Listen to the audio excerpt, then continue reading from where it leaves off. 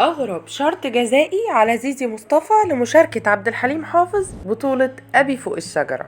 البوسة اللي منعت زيزي مصطفى من بطولة أبي فوق الشجرة: لو ما خستيش هتسيبي الفيلم وتدفعي تعويض. الشرط ده مضت عليه الفنانة زيزي مصطفى كبطلة لفيلم أبي فوق الشجرة. عبد الحليم استبعد زيزي مصطفى من أبي فوق الشجرة، والسبب أغرب من الخيال. زيزي مصطفى ضيعت بطولة حياتها بسبب 6 كيلو، وشرط عبد الحليم قبل ما يبوظ زيزي مصطفى غير كل شيء. زيزي مصطفى كانت هي البطلة الأصلية قبل ميرفت أمين، واختاروها بشرط إنها تخس.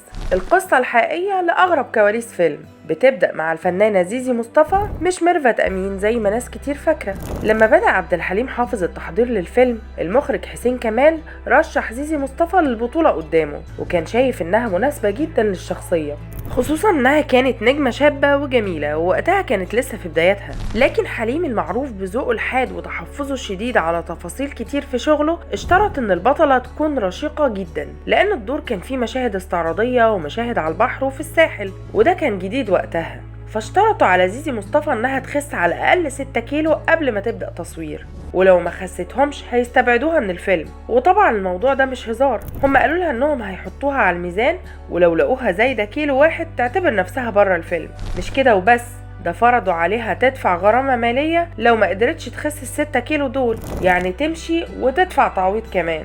وفعلا زيزي بدأت في نظام غذائي صارم وقدرت تخس وتحقق المطلوب في الوقت المحدد. برافو عليك يا زيزي.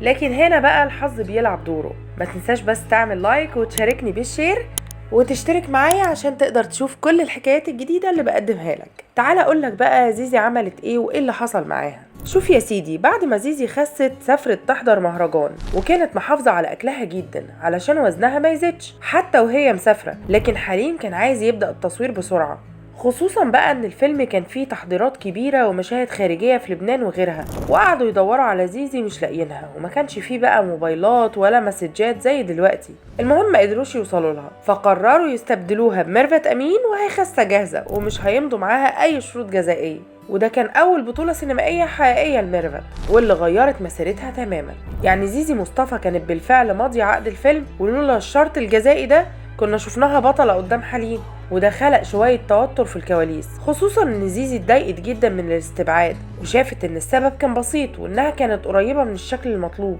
وفضلت قصة الشرط الجزائي من اغرب القصص اللي اتقالت في كواليس السينما المصرية. لكن في شرط تاني طلعت اشاعات انه كان السبب الحقيقي لفسخ عقد زيزي. وقتها المنتج صبحي فرحات اللي كان جوز زيزي مصطفى في الوقت ده حط شرط جزائي غريب جدا في العقد، وقال انه في حالة تمثيل زيزي قدام عبد الحليم واضطرت تبوسه في مشهد من المشاهد، فلازم عبد الحليم يدفع مبلغ كبير جدا كشرط جزائي. والاغرب ان عبد الحليم نفسه لما عرف بالشرط رفض تماما يتورط في الفيلم بالشكل ده، واتضايق من الفكره، لان عبد الحليم كان حساس جدا تجاه سمعته، وما كانش يحب الكلام اللي يدور حواليه بالشكل ده. وفي النهايه تم استبعاد زيزي مصطفى من الدور. يا ترى انهي فيهم اقرب للصح؟ فكر وقولي رايك في التعليقات. انا كده خلصت حكايه النهارده من حكايات المشاهير، وزي ما عودتكم وعودتوني شاركوني بارائكم في التعليقات، واشوفكم في حكايه جديده. سلام.